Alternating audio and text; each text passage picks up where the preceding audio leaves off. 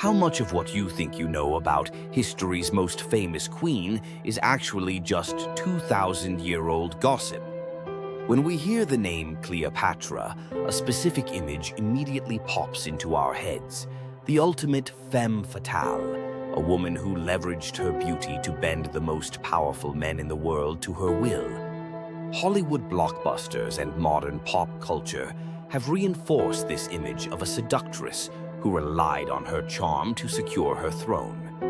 But what if I told you that this enduring narrative is not history, but rather one of the most successful political smear campaigns ever orchestrated?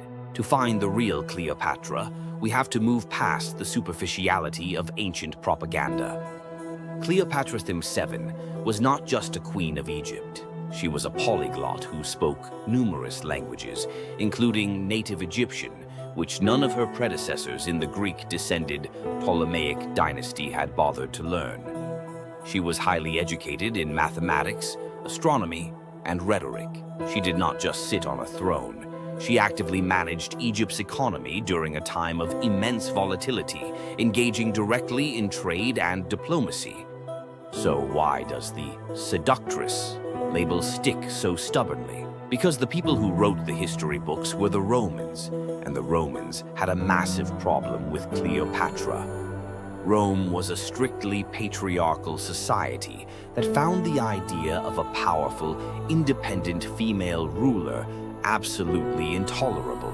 Worse yet, Egypt was wealthy, strategic, and an essential grain supplier for the Roman people.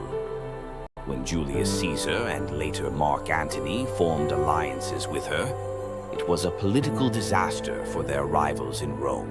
To win the hearts and minds of the Roman public, Cleopatra had to be demonized.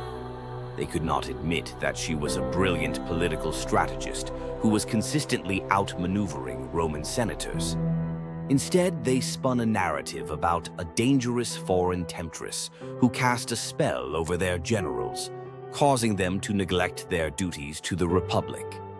It was a narrative designed to make Caesar and Antony look like victims of her allure, rather than active participants in a complex, mutually beneficial geopolitical partnership.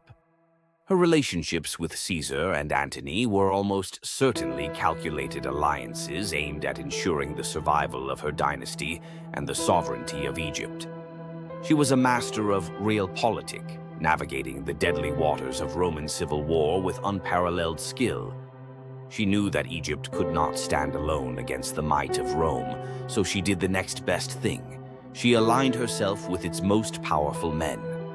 By focusing entirely on her romantic life, history has systematically stripped her of her agency. It is the ultimate irony. The woman who challenged the greatest empire of her time is now remembered primarily for her supposed beauty rather than her political brilliance.